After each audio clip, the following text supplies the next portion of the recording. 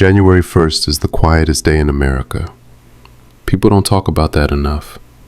The fireworks are gone, bars are closed, everyone's either sleeping off regret or driving home with a headache and a half-eaten resolution. That's why what happened to me stood out so clearly, because nothing else was happening. My name's Caleb. I'm 31 and I live outside Dayton, Ohio. The kind of neighborhood where houses were built in the early 90s, all beige siding and identical mailboxes. Safe, boring, predictable. I like predictable. On January 1st, I woke up at 8:06 a.m. to sunlight cutting straight across my bedroom wall. No alarm, no noise, just quiet. I remember thinking, okay, new year, nothing weird yet. I made coffee, burned the first cup because I forgot about it. Yeah, already starting strong. By 8:30, I was standing at the kitchen counter scrolling through news headlines, half listening to the radio. That's when the notification sound came from the hallway. Not my phone, the answering machine. Yeah, answering machine. Old school, landline, the kind my dad insisted I keep hooked up just in case. I hadn't heard that sound in months.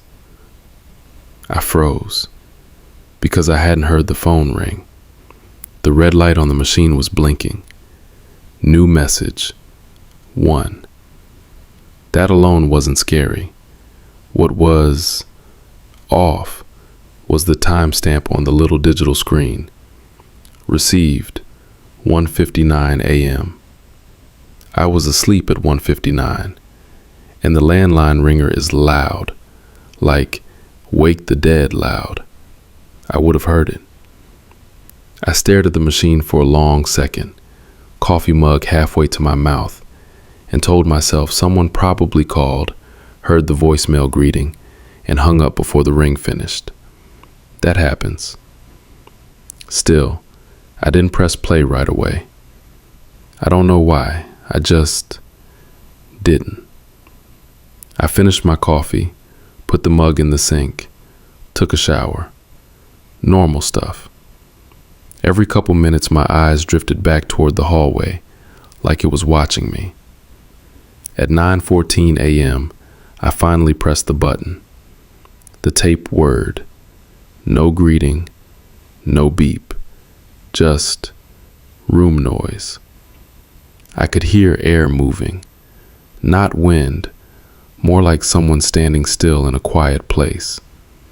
Then a sound I didn't recognize at first, a soft, rhythmic click. It took me a second to realize what it was. A light switch being flicked on and off. Once, pause, again. I leaned closer to the machine. Then a voice spoke. Not loud, not whispering. Measured. Caleb, it said, like someone testing how the name felt in their mouth. I stepped back so fast I knocked into the wall. My name isn't on the voicemail greeting. It's not on the mailbox either. Just the last initial. The voice continued. This house resets every year. Most people don't notice. I remember thinking, this is some kind of joke.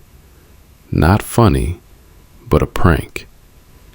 Then the voice said something that erased that idea completely. You fell asleep with the hall light on.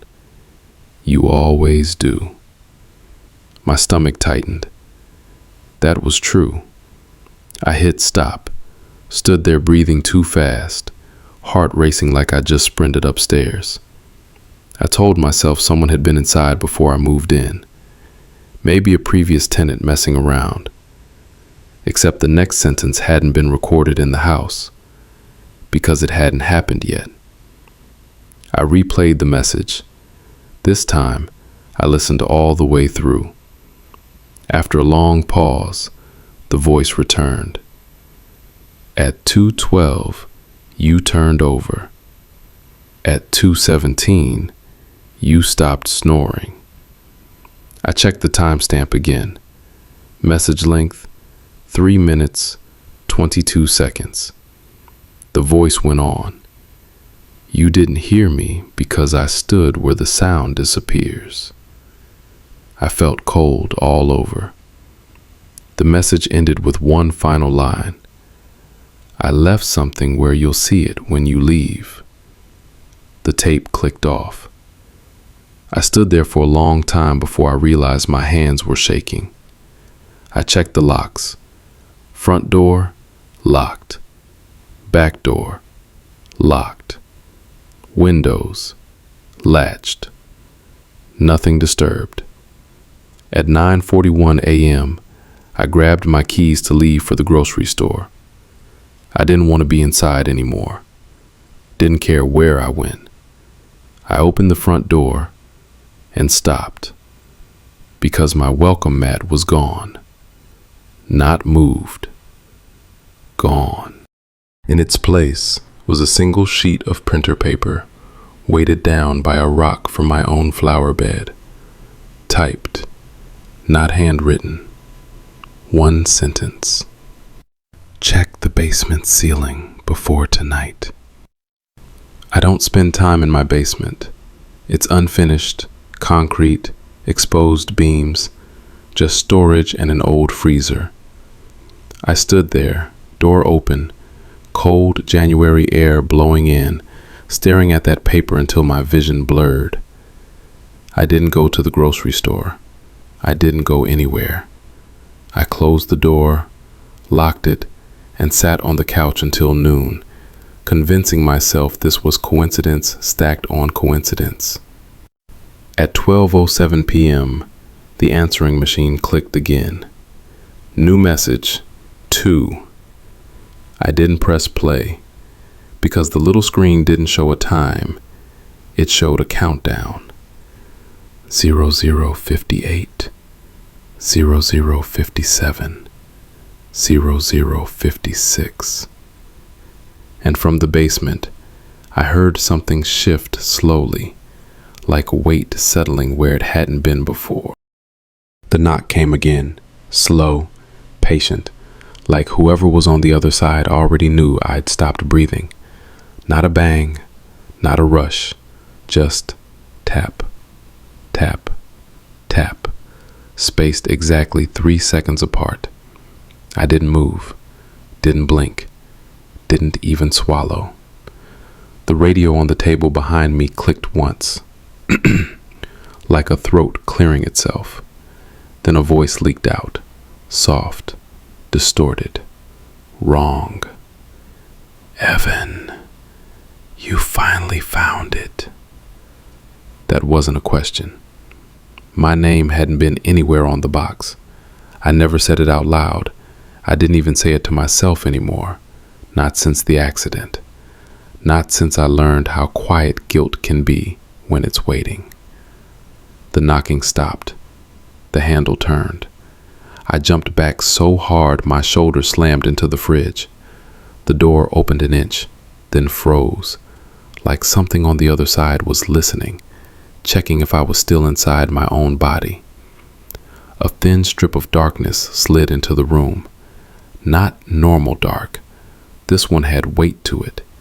It pressed against the floor like spilled oil. Then a shoe stepped in. Old leather.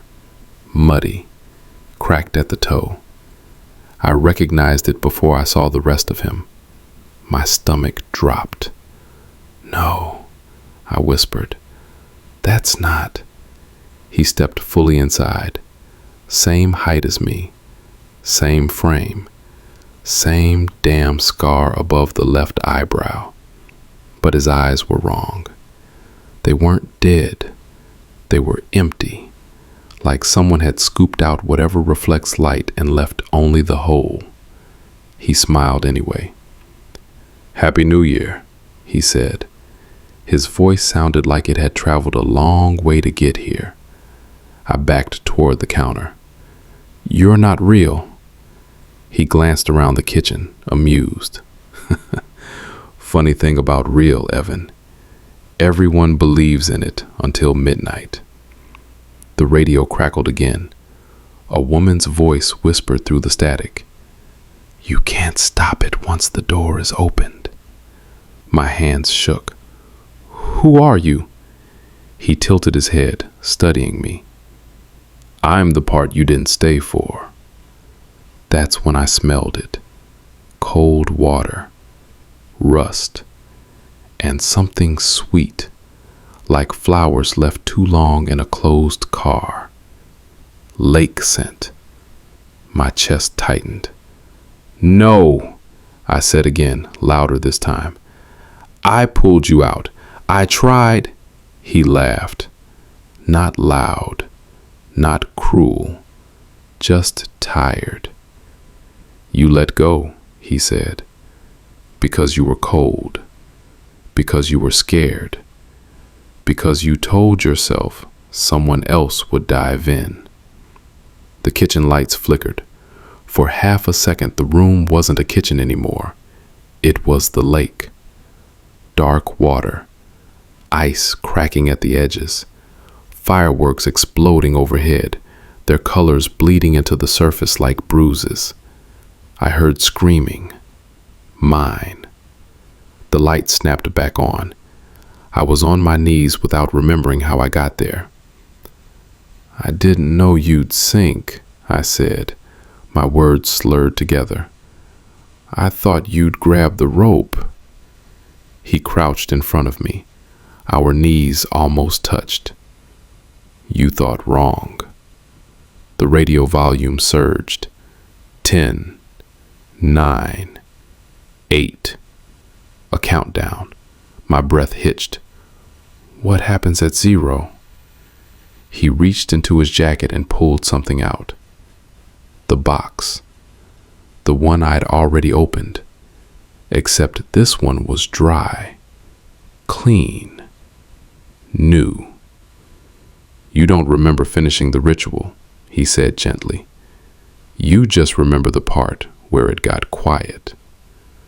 The box clicked open on its own. Inside was a photograph. Not old, not faded. Me, standing on the dock, alone. Behind me, something tall and blurred rose from the water, its shape wrong, stretched, like it had been pulled out of a nightmare too fast. Written on the back, in my handwriting, one stays, one goes. 3, 2. I shook my head violently. I didn't write that. He smiled again. This time it hurt to look at. You wrote it when you were drowning, he said. People promise anything when the water hits their mouth. 1. The radio died. Silence slammed into the room. The clock struck midnight. Every light went out at once. In the dark, I felt a hand close around my wrist. Cold, strong, familiar. Time to decide, his voice said, right next to my ear. The room shifted. I was standing on the dock again, snow falling, fireworks screaming overhead, the lake black and endless in front of me. He stood at the edge, water already soaking his jeans. You can stay, he said. Live with it. Grow old with the memory. A pause. Or you can keep your promise. The lake moved. Something beneath the surface rolled, slow and massive, like it was turning over in its sleep. What happens if I go? I asked. He didn't answer. Didn't have to. I stepped forward. The cold hit me like a wall. My breath vanished. Pain exploded everywhere at once. As the water closed over my head, I felt hands, not just his, pulling me down. The last thing I saw was the dock. Empty. Fireworks still bursting, everyone cheering. The police found the cabin the next morning. Door open, radio smashed, no sign of a struggle. They said I probably slipped on the ice. Said the lake takes people every winter. What they didn't mention, the clock on the wall had stopped at 11:59, and the box on the table, still sealed, waiting for someone else who thinks the year can change without taking something with it.